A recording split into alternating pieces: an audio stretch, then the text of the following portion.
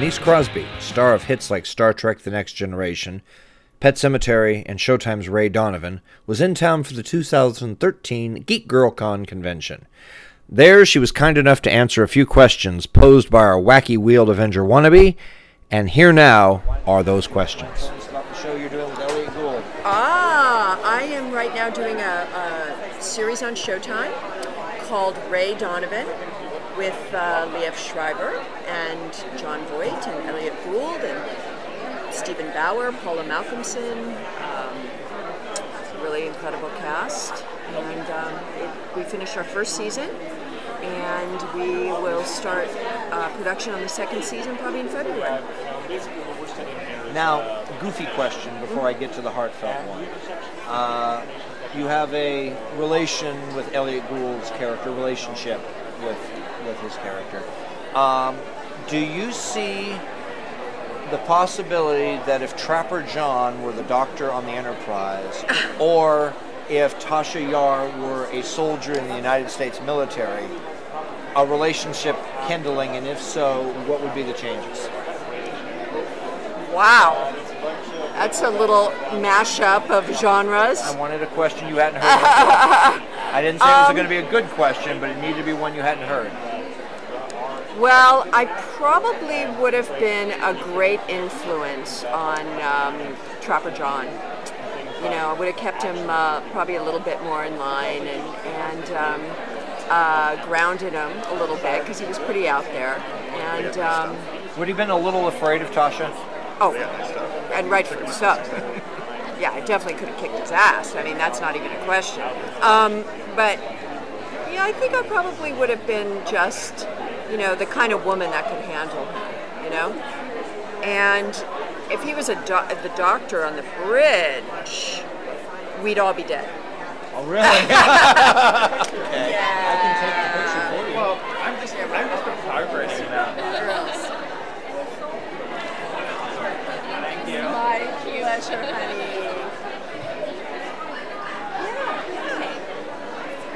Do you want me to drive on? Okay. Perfect. Awesome. It is a pleasure. Have fun today, okay? Thank you. My pleasure, sweetheart. The young lady that just left, you know, and just the conventions in general,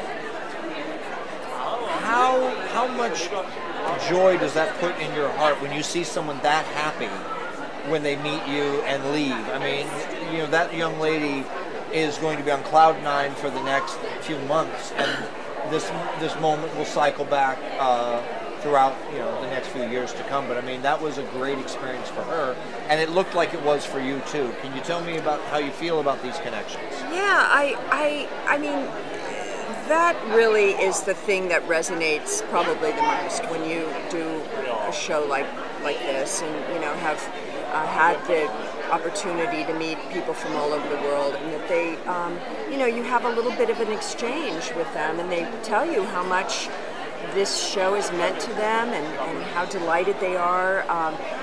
It's unique that they can actually come to conventions and meet the actors that have been on the shows that they've loved so much.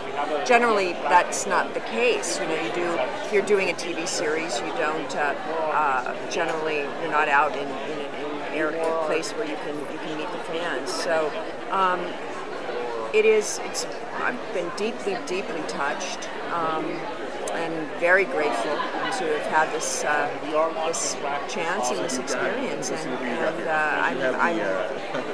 I find it a little overwhelming at times, you know, because you're just simply an actor doing their job. Was it easier or more difficult after producing the Trekkies documentaries? It has, you know, a combination of doing Trekkies. Go ahead and hold the box up. Let's sell some product. Here we go. Trekkies really was a labor of love to give the fans a voice. I think that it was a really not a full picture that the public had of what a Trekkie was. You know, it was really easy. It's easy to make fun of something you don't understand, or roll your eyes at somebody dressing up as with Vulcan ears, but I understood this other layer and this other dimension as to what conventions were for people, and I just wanted fans to be able to have that voice. So. And it was a different perspective being on the other side of the table. Sure. I mean, I had accessibility, and I had entree into things that a documentary crew wouldn't normally have, because I had access and that people trusted me. Were you a nerd or a geek or anything like that when you were in high school? And if so, how did being a granddaughter to a famous celebrity like Bing Crosby affect that? Good or bad? I was not, I think, what would be considered a geek. I was. Of course, now looking back, I wish I would have been more of one, because I think the geeky, nerdy kids were the ones who really, studied hard and affected. We didn't all study hard. Well, I mean, I got away with a lot because I was smart, but I didn't apply myself all the time fully that I should have. I was much more of an athlete, a tomboy growing up. I was an only child, so I spent a lot of time at a park that I grew up around, just on swim team and playing basketball, and just keeping active. Being the granddaughter of Bing Crosby was its own sort of bizarre journey, because I didn't have any contact with him. I never met him, so it was sort of this kind of lingering. Well, now in that sense, was that a different level of uncomfortable? Because did you feel ostracized by the lack of connection? Yeah, I mean, I think you have to sort of sort that out as a kid and understand, which you don't as a child, because children only see rejection. They see everything in sort of black and white. And they usually feel like they're the cause. Right, exactly. Of any situation. Exactly. So you have to do a lot of work in that area to sort of unravel that for yourself, and I'm healed from that. I think that adults do damage to children when they're not, loving and kind, and that's what I can say about that. I've tried to correct that in my own life, From my own observation, I've felt that suffering teaches one of two things. It either teaches empathy or sadism. Right. And you're either going to walk away from something going, I really thought that was uncomfortable or awful, and I would not want to inflict that on someone else. Right. Or you just want to move yourself up the ladder. Right. You just through anger and rage and pain, you don't heal from that. Now, I heard something about a Pet Sematary story I want to share, because it was an interesting thing about a kitten. You got the kitten in Pet Sematary, and an ex-husband didn't know. I didn't read this. You just said it. I'm waiting for you to take over this story. All right. They're not tuning in. In Pet Sematary, we have this wonderful British Sterling cat named Church, and we actually have like about 6 different churches doing different jobs. I've attended a lot of churches myself. Many different denominations. And the director, Mary Lambert, at the end of the film, gave me a church kitten. And seems like it's its own breed, a church kitten. A church kitten. A little steeple and a little cross on its tail. And I'm just kidding. And so I had already 2 cats at home, and my husband at the time wouldn't allow me to take the little church kitten. You're not going to give me that beautiful adjective? My ex-husband?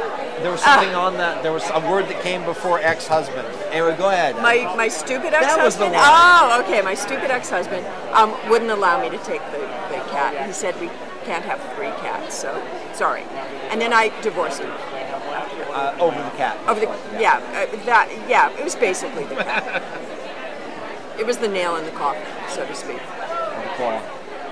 It was the claw in the coffin. Well, I want to thank you for your time. I think you are a fantastic interview. Oh, Is there you're so anything sweet. you'd like to cover? Anything you'd like to say? I think we'll talk again tomorrow. What was amazing? You just got to meet one of your favorite Star Trek performers, I'm guessing. Tell me what it was like to meet Denise Crosby.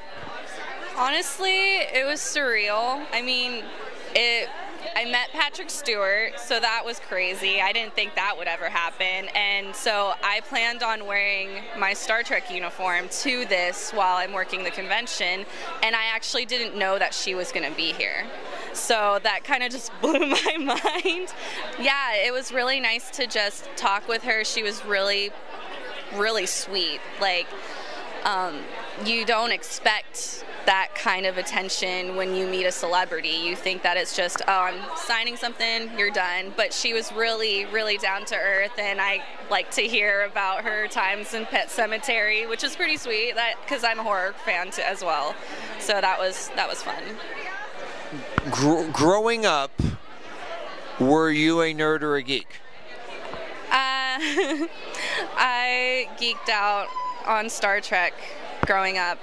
And the reason why I have such a deep attachment to Next Generation is because when my parents divorced, my dad got me for the weekends, and that was pretty much all we watched. Sorry. My first convention, my dad actually took me to my first convention, and it was Emerald City Comic-Con. And we wore our Starfleet uniforms, Next Generation, and he actually shaved his head. People thought that he was cosplaying Picard, but you know, he loved it. He loved getting stopped by people, because it was his first con too, because we didn't have that where I grew up. And we got a picture with Patrick Stewart, and it was probably one of the best moments I've ever spent with my dad. I mean, there are many great moments, but the fact that we got together to do something about something we both love it was really fantastic.